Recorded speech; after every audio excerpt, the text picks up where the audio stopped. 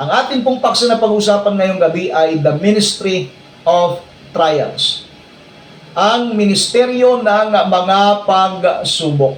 Alam po ninyo, pag pinag-usapan natin ang ministry, hindi lamang po ito tumutukoy sa mga iba't ibang uri ng paglilingkod, kundi ito'y merong mahalagang ginagampanan sa buhay natin bilang mga mananampalataya. Alam niyo po ba na ang mga pagsusubok, ito ay meron din pong ministry. At ito po yung gusto nating bigyan po ng emphasis ngayong gabi, bigyan po natin ito ng pag-elaborate. Anong ibig sabihin ng the Ministry of Trials? Bakit dapat natin itong maintindihan? Dahil gusto ko pong ipaunawa po sa inyo, kapag naintindihan natin itong subject na ito, hindi natin ituturing kumbaga na parang parusa yung mga trials na dumarating sa atin. Hindi rin natin maituturing ito na kumbaga ay pagpapahina sa atin pong pananampalataya. Dahil again, ang trials, ito ay ministry. Now, pag pinag-usapan po natin ang trials, tandaan natin, lahat ay dumaraan sa tinatawag nating pagsubok. Lahat. There is no exemption when we talk about trials.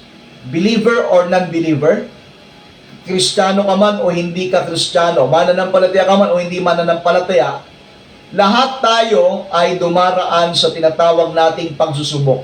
There is no exempted, there is no excuse. Lahat ay dumadaan sa pagsusubok. Iba-iba nga lang pong antas, iba-iba nga lang pong level. Ngayon, ang sabi po ng Panginoon sa John chapter 16 verse 33, yan po ay napagandang panalita. Ang sabi po ng Panginoon, at sinilita ko sa inyo mga salitang ito upang sa akin ay magkaroon kayo ng kapayapaan. Sa mundong ito ay meron kayong kapigatian, ngunit taksan ninyo ang inyong loob, aking dinaig ang sanlibutan. Ipinagpauna ng Panginoon, base po doon sa talatang binasa natin. Nang sabi niya, sa mundong ito, meron kayong kapigatian. Alam mo pa yung nag-usapan natin ng kapigatian, doon nakapaloob itong mga pagsusubok. Doon nakapaloob itong mga problema, itong mga iba't ibang mga negatibong nangyayari o nagaganap sa buhay natin. Pero ipinagpauna na ng Panginoon. Ang sabi niya, sa mundong ito, meron kayong kapigatian. Sa mundong ito, meron kayong meron kayong tinatawag na pagsusubok. Sa mundong ito, meron kayong may encounter talaga na problema. Ngunit laksan ninyo ang inyong loob, akin dinaig ang sanlibutan. And alam niyo po ba, bago binanggit ng Panginoon na sa mundong ito meron tayong kapigatian, una niyang binanggit, sinalita ko sa inyo ang mga salitang ito. He is referring to the Bible. He is referring to His Word. Nang sabi niya, sinalita ko sa inyo ang mga salitang ito upang sa akin ay magkaroon kayo ng kapayapaan. Alam po niyo, masusumpungan natin ang kapayapaan sa pamagitan ng presensya ng Panginoon at ng Kanyang salita. Kaya kung dumating man yung problema at pagsubok, kapag kayong salita niya at ang Panginoon ay kasama natin, meron tayong kapayapaan. At meron tayong assurance ng sabi nga roon, laksan ninyo ang inyong loob. Sa panahon ng pagsusubok, napakalaga na tatagan mo, tibayan mo. Dapat mas maging matatag ka. Kumbaga, may mga pagsusubok na pagka dumating sa buhay natin, masusurpresa tayo. Ibig sabihin, ma-overwhelm tayo dahil sa bigat, sa intensity na atin pong pwedeng mapagdaanan. Pero ang sabi ng Panginoon, laksan ninyo ang inyong loob, aking dinaig, aking napagtagumpayan ang sanglibutan. Kaya doon po sa talatang yon, meron pong isang negatibong binanggit, pero meron pong tatlong positibong binanggit. Ano yon? Sa pamagitan ng salita at ng Panginoon, meron tayong kapayapaan, laksan natin ang ating loob, kanyang dinaig ang sanlibutan. Alam po niyo, pag pinag-usapan natin ang talatang ito, nagpapakita na ikaw ay overcomer kapag ka ikaw ay namumuhay ng ayon sa salita ng Panginoon at ikaw ay meron pong magandang ugnayan sa presensya ng ating dakilang Panginoon. Now, ang Kristiyanong buhay, ang Kristiyanong pamumuhay ay hindi po ligtas sa iba't ibang problema. Ngunit meron pong katiyakan ng tinatawag nating tagumpay kapag ikaw ay na kay Kristo. Di ba sinabi niya? Laksan ninyo ang inyong loob, aking dinaig ang sanlibutan. Kaya kapag ikaw ay na kay Kristo at si Kristo ay nasa iyo, you are overcomer. Ikaw ay mananagumpay. Kaya andun po yung pangako na meron pong katiyakan ng tagumpay kapag ikaw ay na kay Kristo. Now, kung ang pagsubok ay bahagi ng buhay, ang tanong, ano po ba yung layunin? Bakit ipinapahintulot ito ng Diyos? Dahil, tandaan po natin, kapag ito'y pinahintulot ng Diyos, ibig sabihin, meron siyang layunin. Meron pong purpose. Hindi naman aksidente yung nangyayari sa mundong ito eh. Alam niyo po, kahit yung mga positibo at negatibo, lahat yan merong purpose. Hindi naman nagkataon lang yung mga bagay-bagay na nangyayari sa mundong ito. Anything and everything has a purpose. Meron po palaging layunin. Meron po palaging dahilan. Hindi nagkataon lang yung mga bagay-bagay na yan. Meron po palaging dahilan. Now, pag-usapan natin, ano ba yung layunin ng pagsusubok? Dahil pinag-usapan natin the ministry of trials. Maintindihan natin ngayon, sususugin natin ayon sa banal na kasulatan ang mga patungkol sa pagsubok, yung mga katanungan na dapat na masagot patungkol po ito. Now, pag-usapan natin, ang layunin ng Diyos sa mga pagsubok. Number 1, upang pagtibayin ang ating pananampalataya. Ang isa sa ministry ng pagsusubok ay upang patibayin ka.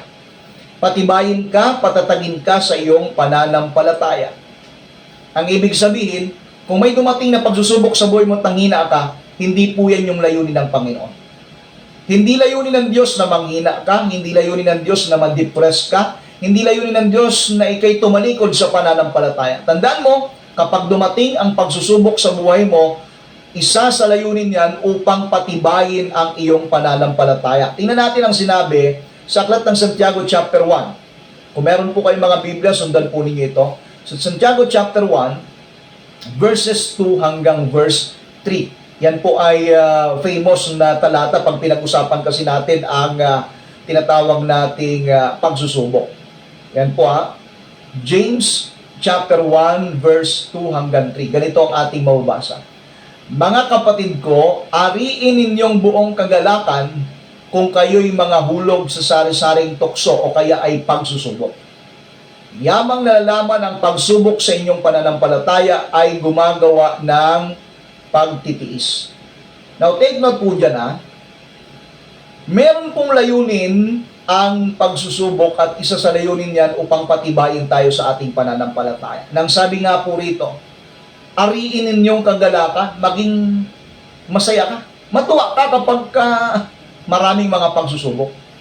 Sabi nga niya, di ba, the more the merrier. Now, sa realidad, hindi naman po talaga nakakatuwa kapag may pagsusubok Sino ba naman matutuwa na sa isang buong maghapon, hindi pa tapos yung isang problema, meron namang isa. At nagpapasimula pa lang yung pangalawa, meron namang pangatlo, meron pang pang-apat. Sa realidad ng buhay, hindi nakakatuwa talaga yung mga pagsusubok. Pero alam niyo po, iba talaga yung pananaw ng tao sa pananaw ng Panginoong Diyos. Masyadong malayo yung agwat. Now, anong sabi po ng Santiago? Mga kapatid ko, ariin ninyong buong kagalakan, ituring ninyong kagalakan kung kayo ay mahulog sa sari-saring mga pagsusubok. Bakit? Hindi tayo natutuwa doon sa pagsubok na dumarating, kundi yung bunga, yung resulta.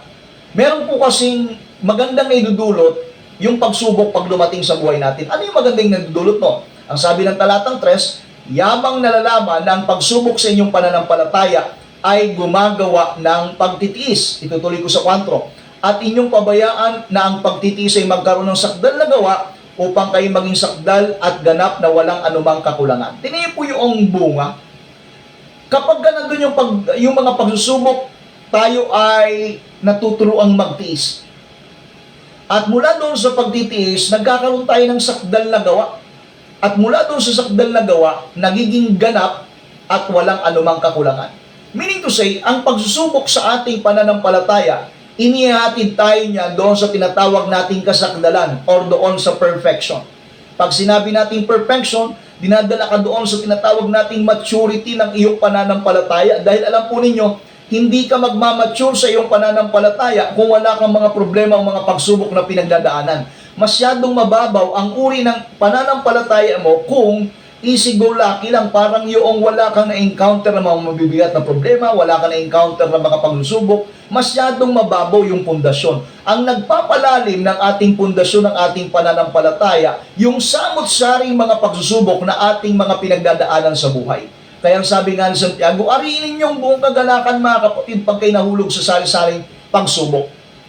Dahil ang pagsubok, gumagawa ng pagtitiis, at hayaan natin yung pagtitiis magkaroon ng sakdal na gawa upang tayo maging sakdal at ganap na walang anumang kakulangan. Wow! Meron po pala itong magandang naidudulot kapag dumaan tayo sa tamang proseso. Dadalhin tayo niyan doon sa kasakdalan at ang sabi diyan, upang walang maging anumang kakulangan. Now, ang pagsubok ay hindi hadlang. Ito ay pagsasanay. Huwag nating ituring hindrance. Huwag mong ituring hadlang. Dahil again, ulitin ko po yung mga binanggit ko nung nakalipas pa. Kung ang gagamitin po nating dahilan, bakit hindi tayo nagpapatuloy sa ating pananampalataya?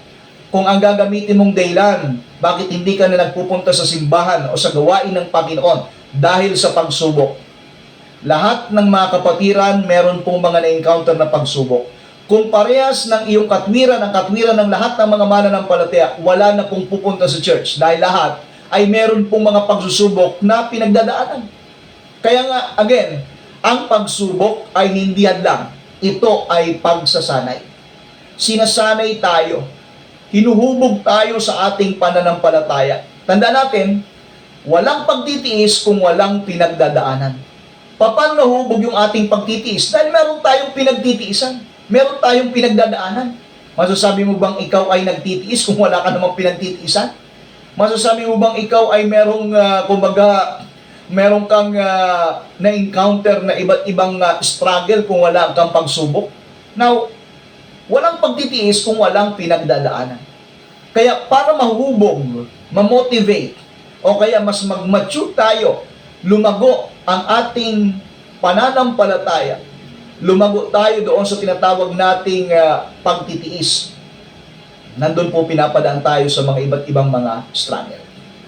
Tulad po ng kalamnan, di ba, ng muscle, lumalakas po yan kapag meron pong pressure, kapag meron pong resistance. Lumalakas din po yung pananampalataya natin sa panahon ng pagsusubok. Now, yun po yung isang kagandahan doon, ha? Kaya again, pag pinag-usapan natin ang ministry ng pagsusubok upang patibayin ang ating pananampalataya. Number 2, upang linisin at patunayan ang ating pananampalataya. Alam po ninyo, pag dumating yung pagsusubok, yan ay pamamaraan ng Diyos upang tayo po ay linisin at mapatunayan niya kung ikaw ba'y tunay na mananampalataya. Kasi nga, pagka tunay kang mananampalataya, kahit may pagsubok, tuloy ka pa rin. Now, may mga mananampalataya na iba yung mindset. Kapag may problema, pag may pagsubok na, na-discourage na. Nang parang magandating, akala ko niya wala nang problema, wala nang pagsubok, kaya hindi na nagpapatuloy. Ibig natin sabihin, napatunayan yung kanilang pananampalataya. Kasi nga, yung pagsusubok, again, paglilinis, at upang mapatunayan, masubukan kung tayo po ba ay totoong mananampalataya o nananampalataya sa Kanya. Now, ano pong sabi ng unang Pedro?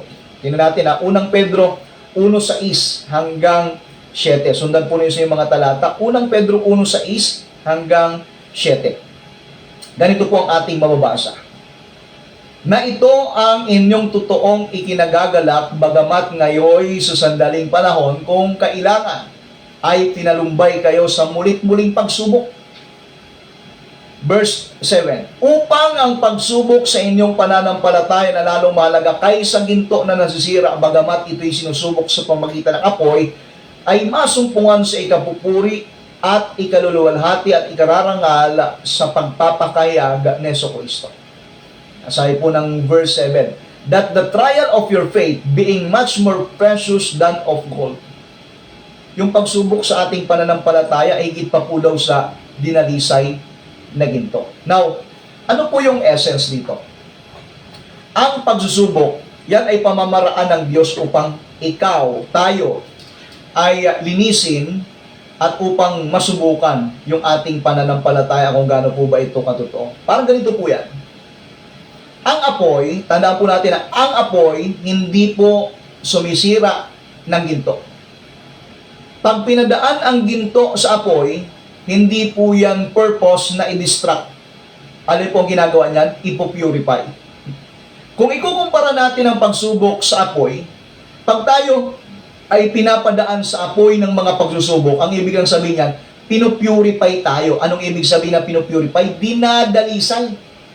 Inaalis yung mga dumi, tinatanggal yung mga peke sa buhay natin. Kasi nga, yung ginto, para yan ay ma-refine, para yan ay maging malinis. Ang huling prosesong pinagdadaanan yan, papadaanin sa apoy. Habang yan ay dumadaan sa apoy, habang yan ay dumadaan sa tinatawag nating pressure ng init, mas lalong kumikinang, mas lalong tumataas yung kanyang karats, mas lalong tumataas yung kanyang halaga. Bakit? Pinadaan sa apoy. Alam po ninyo, ang pagsusubok sa ating pananampalataya, isa po sa ministry yan upang linisin at patunayan ang ating pananampalataya. Again, yung example natin, itong ginto, pag pinadaan sa apoy, hindi po niyan purpose na sirain ang ginto, kundi upang alisin ang mga dumi. Lahat ng mga peke, lahat ng hindi ginto, masusunog. Ang ititira niyan, yung ginto. At habang dumadaan sa apoy, again, tumataas yung kanyang karats, tumataas yung kanyang value. Ang ibig pong sabihin ganito, habang tayo ay pinapadaan sa apoy ng pagsusubok sa ating pananampalataya, dapat mas lumabas yung quantity and quality ng ating pananampalataya. Ang ibig natin sabihin, mas kuminang dapat yung katangian ng isang pagiging tunay na mananampalataya. Hindi tayo mananampalataya lang dahil sa mga pagpapala, kundi kahit may mga apoy ng mga pagsusubok na dumarating, tayo ay mananatiling mananampalataya. Hindi lang tayo pupunta sa church kapag pinagpapala, hindi lang tayo pupunta sa church kapag kamalusog ang pangangatawan, kahit may mga negatibong pinagdadaanan, patuloy ka pa rin dadalo, patuloy ka pa rin magpupuri, patuloy ka pa rin sasamba at maglilingkod sa Panginoon. Now, ang Diyos ay mas interesado sa iyong karakter, sa ating karakter, kaysa sa ating kaginawahan. Minsan, ang prayer po natin palagi, Lord, i-bless mo ako. Lord, gusto kong maginhawang pamumuhay. Alam niyo po ba, mas interested ang Diyos sa ating karakter. Kasi nga, ikaw ang unang ipiniprepare. Tayo mismo ang unang inihahanda ng Panginoon. Bago niya ibigay yung pagginawahan, bago niya ibigay yung pagpapala, of course, yung paglalagyan muna. Ikaw ba naman? Halimbawa, meron kang isasaling tubig. Maraming tubig yung isasalin mo. Tapos yung sasalinan mo, makita mo yung balde o kaya yung drum, butas. Ilalagay mo ba doon yung tubig? Di ba hindi? Aayusin mo muna yung paglalagyan. The same thing sa ating po Panginoon Diyos. We are praying for blessing. Nagpipray tayo, Lord, pagpalain mo ako. Lord, kailangan ko ito. Pero, ang tanong, gaano po ba tayo ka-prepared? Gaano po ba tayo ka-ready? Ngayon, kapag nakita ng Panginoon hindi pa tayo handa, iaayos muna tayo.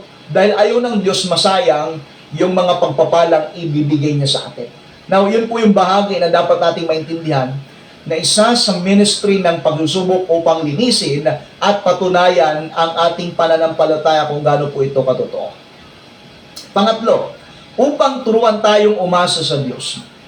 Isa sa ministry ng pagsusubok, tuturuan tayo niyang lubos na umasa sa Diyos. Alam po niyo, madaling magsabi sa Panginoon, Lord, may tiwala ako sa iyo. Lord, nananampalataya ako sa iyo. Madaling sabihin yan, lalo kapag everything is going well. Kapag ka walang mga problema, kapag ka parang yung nakukuha mo yung gusto mo, madaling sabihin yan, Lord, nagtitiwala ako sa iyo. Pero, I challenge you, kapag ikaw ay dumaan sa tinatawag nating between life and death, sa panahon na ikay nasa bingit ng alanganin, kapag nagawa mong sabihin, Lord, patuloy ako magtitiwala at umaasa sa iyo. Yan yung totoo, yan yung tunay. Kaya po yung sinabi ni Apostol Pablo rito sa Ikalawang Korinto chapter 1 verse 8 hanggang 9. Sundan po ninyo sa inyong mga Biblia. 2 Corinthians chapter 1 verse 8 hanggang 9, ganito ang ating matutunghayan.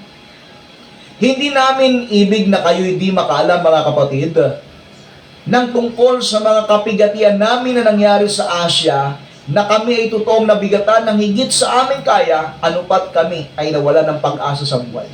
Matinding experience nun, Apostol Pablo. Ang sabi niya sa mga kapatiran, siya ay nag-address, pinatungkulan niya itong sulat na ito sa mga kapatid natin sa Corinto. Ang sabi niya, hindi namin ibig mga kapatid, hindi nyo malaman yung nangyari sa amin sa Asia. Anong nangyari sa kanila? Sabi niya, na kami ay totoong nabigatan.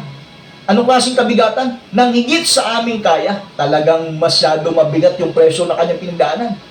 Sa sobrang bigat, ang sumunod statement, ano pat kami ay nawalan na ng pag-asa sa buhay.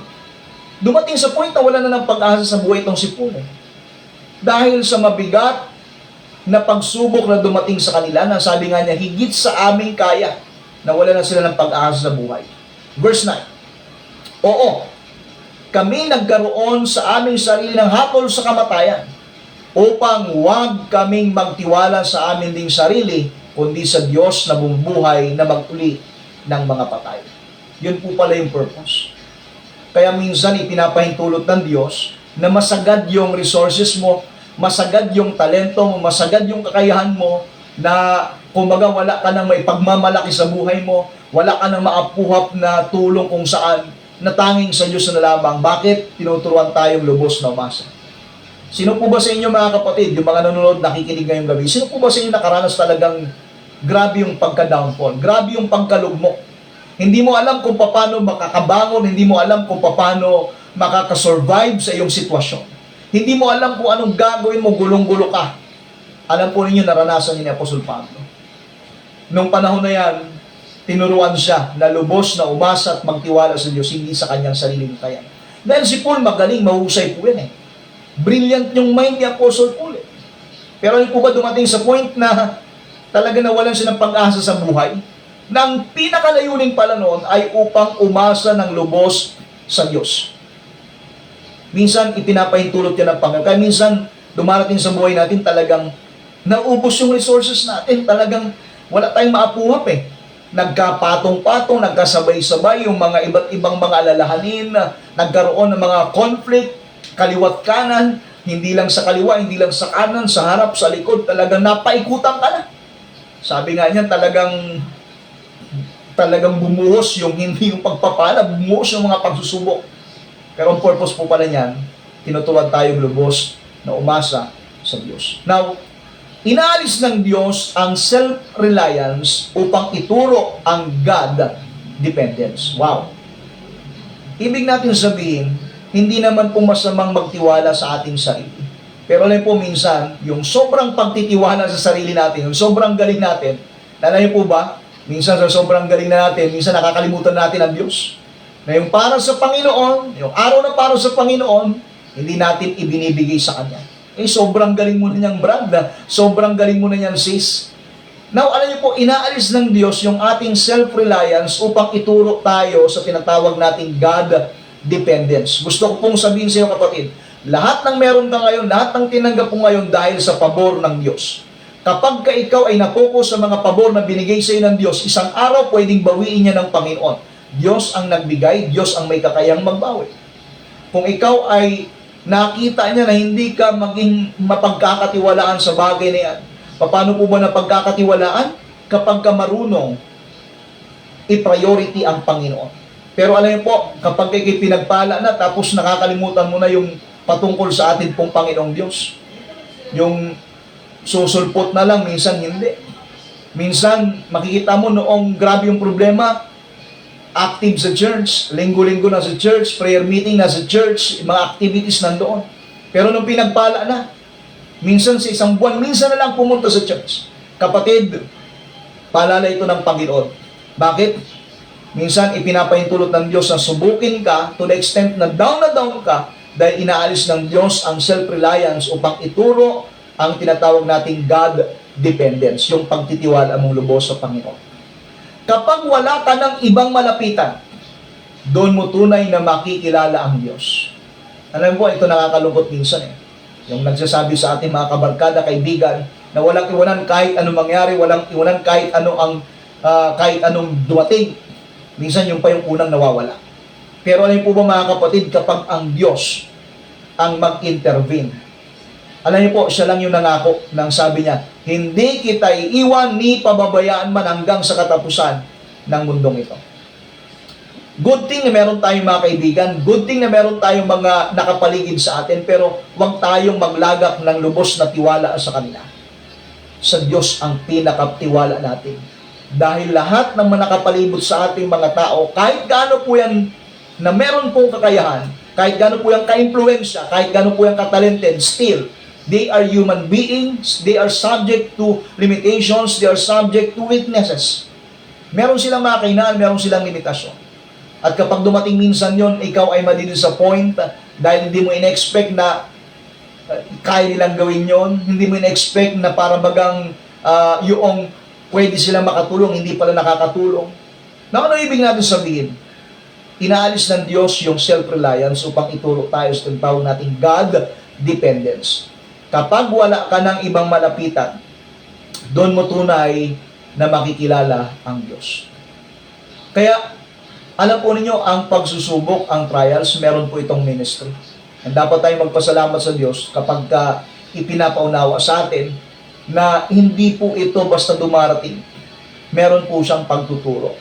Meron po itong ministeryo sa atin. Isang paraan para hubugin tayo sa ating pananampalataya at paglingkod sa ating pong Panginoong Diyos. Now, tingnan natin sa Biblia yung mga halimbawa ng pagsubok sa Biblia. Itong mga Bible character, unahin po natin si Job. Pag pinag-usapan kasi natin pagsubok, ito talagang perfect example. Dahil lahat ng aspeto ng pagsubok pinagdaanan niya. Una, aspetong pinansyal at material. Namatay ang lahat ng mga alagang hayop. Pangalawa, yun pong kanyang kalusugan. Diba? Bago yung kalusugan, yung mga anak niya muna namatay. Yan po ay pagsusubok sa kanyang emotional na pagkatao. Sumunod, yung kanyang kalusugan. Nagkaroon po siya ng sakit. Ang pagsubok, physical. Kaya po, una, material, financial. Pangalawa, emotional. Pangatlo, physical. At panguli, spiritual. Nang sabi sa kanyang asawa, maglilingkod ka pa ba sa Diyos mo? Itakwil mo na siya at mamatay ka.